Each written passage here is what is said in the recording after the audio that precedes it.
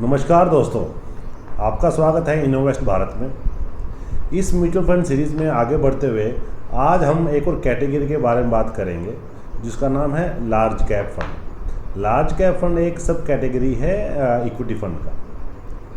Large cap fund वो fund होता है जिसमें इंडिया की जो टॉप 100 कंपनीज होती हैं मार्केट वैल्यू वाइज, उसमें इन्वेस्टमेंट किया जाता है। जैसे हमने लास्ट पार्ट में जाना था कि large cap, mid cap, small cap कैसा होता है, क्या होता है।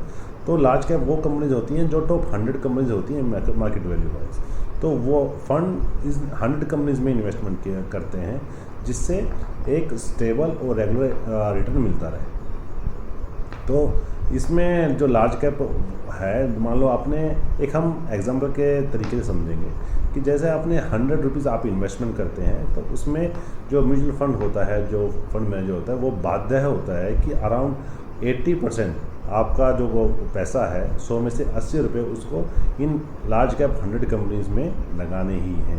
तो वो चूज़ करता है अच्छी कंपनीज़ में और उसमें इन्वेस्टमेंट करता है।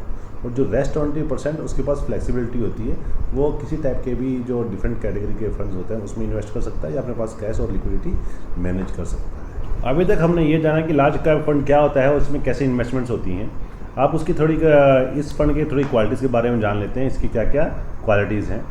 First thing is that it is stable and sustainable return के लिए ये फंड जाना जाता है, क्योंकि जो ये इन्वेस्टमेंट होते हैं ये लार्ज कंपनीज़ में होती हैं और जो टॉप 100 कंपनीज़ होती हैं, टॉप 100 कंपनीज में ये कंपनी ऐसी नहीं जगह बना पाती हैं। ये लॉन्ग टर्म से मार्केट में बनी हुई होती हैं और एक लंबे समय से अच्छा परफॉर्म कर रही होती हैं।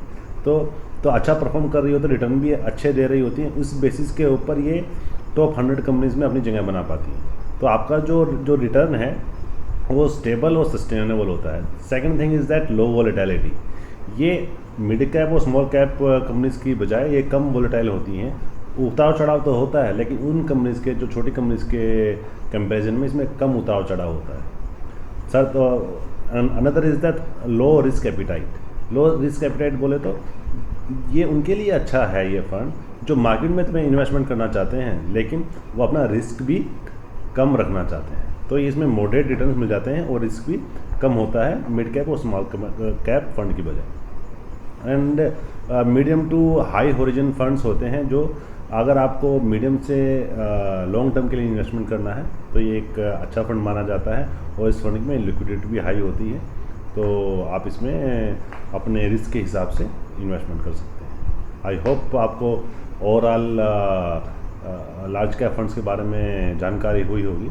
ऐसी ही और जानकारी के लिए आपको मिलती रहें तो प्लीज़ इस वीडियो को लाइक करें, शेयर करें और सब्सक्राइब करें और अपनी फैमिलीज एंड फ्रेंड के साथ में शेयर करना ना भूलें, जिससे उनको इन्वेस्टमेंट्स के रिगार्डिंग अच्छी जानकारी मिलती रहे। मिलते हैं नेक्स्ट वीडियो में। ये वीडियो ओनली एजुकेशन पर्पज़ के लिए है। अपना इन्वेस्टमेंट डिसीजन लेने से पहले अपना रिस्क प्रोफाइल और अपने इन्वेस्टमेंट एडवाइज़र से सलाह लेना ना भूलें। धन्यवाद।